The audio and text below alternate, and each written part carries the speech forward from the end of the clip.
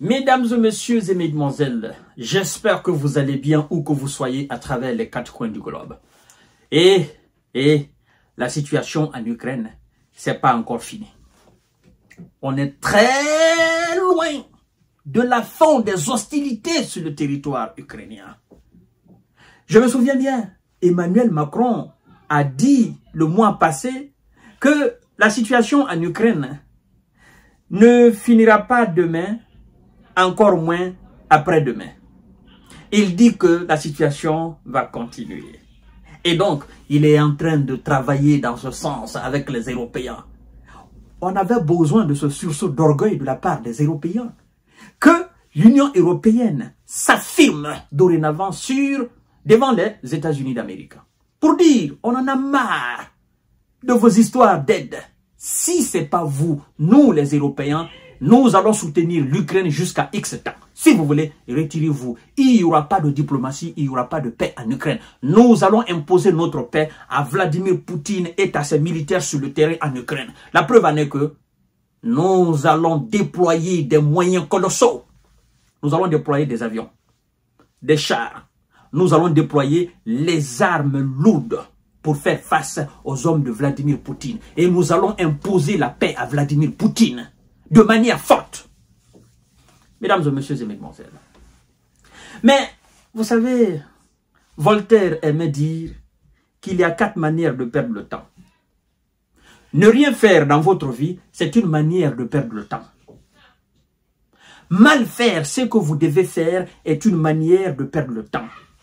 Faire ce qu'on ne doit pas faire est une manière de perdre le temps. Faire les choses à contre-temps,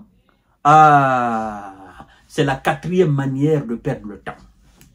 Maintenant, dans cette situation rocambolesque qui se présente à nous depuis maintenant 3 ans, ce que la France vient de faire, parmi les 4 manières de perdre le temps, vous pouvez la situer où? L'action de la France d'envoyer des avions de combat, les Mirage 2000 en Ukraine.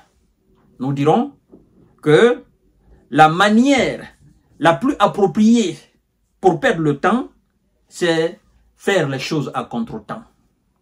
La France vient de faire les choses à contre-temps. Parce que il y a très longtemps, les Ukrainiens demandent à ce que les Européens et les Américains envoient les avions de combat sur le terrain. Il y a très longtemps. Maintenant que M. Donald Trump demande à ce qu'il y ait négociation sur le terrain, pourquoi la France décide en ce moment-là, à ce contre-temps-là, d'envoyer les Mirage 2000 sur le territoire ukrainien. Sachant très bien que les F-16 qui ont été envoyés, ces F-16 n'ont pas créé la différence.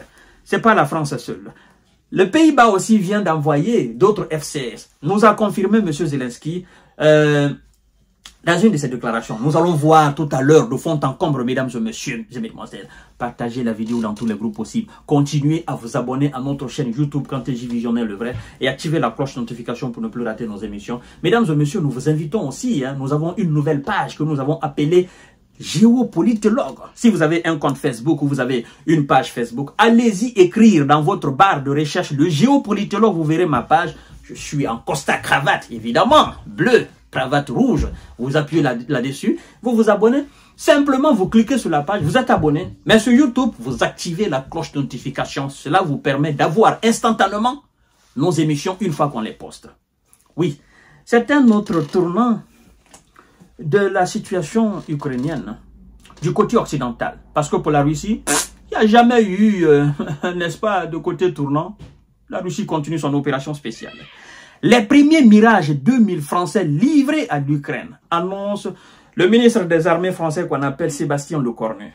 Ah oui! Et puis, ce n'est pas seulement les avions. Qu'est-ce qui se passe? Ce sont les avions et leurs contenants. Ah oui, ceux qui roulent les avions là, qu'on appelle les pilotes. Voyons voir la déclaration du ministre des Armées françaises. Les premiers Mirage 2000 français, dont le président Emmanuel Macron avait annoncé la livraison en juin, sont arrivés jeudi 6 février 2025 en Ukraine, a annoncé le ministre des Armées Sébastien Lecornu, avec leur bord des pilotes ukrainiens formés pendant plusieurs mois en France. Ils participeront désormais à défendre le ciel ukrainien, a précisé le ministre Lecornu sur le réseau social X. Bravo, bravo, bravo, bravo, bravo. Emmanuel Macron, ah oui, il veut être dorénavant le porte-flambeau de l'Europe. Il a beaucoup dit, il faut que nous arrivions à construire une Europe forte. Une Europe forte qui ne sera pas dominée par les États-Unis d'Amérique. Sauf que cette Europe, elle est plus que faible. Et donc, la construction d'une Europe forte ne se fera pas sur le territoire ukrainien. Oui, ça se fera dans chaque pays de l'Union européenne. Ça se fera au sein même de l'OTAN. Ça se fera en contestant les décisions de Washington.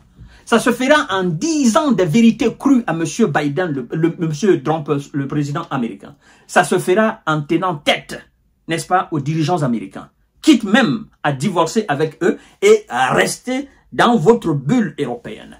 Mais, M. Emmanuel Macron, M. le ministre des Armées françaises, M. Sébastien Lecornu, je crois que vous envoyez les avions Mirage 2000 à contre-temps parce que ça ne changera absolument rien sur le terrain. Ça ne changera absolument rien. Et tellement qu'ils sont malins, bon, ils se croient malins, ils n'ont même pas eu l'audace de dire combien d'avions ils ont envoyés. Ah, les pilotes formés par l'aviation française. On a vu les soldats qui ont été formés en France, qu'on appelle, la brigade s'appelle comment? Anne de Kiev. On a vu la déroute.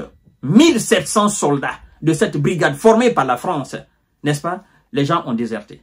Et donc, les pilotes formés par la France, combien de mirages vous avez envoyés?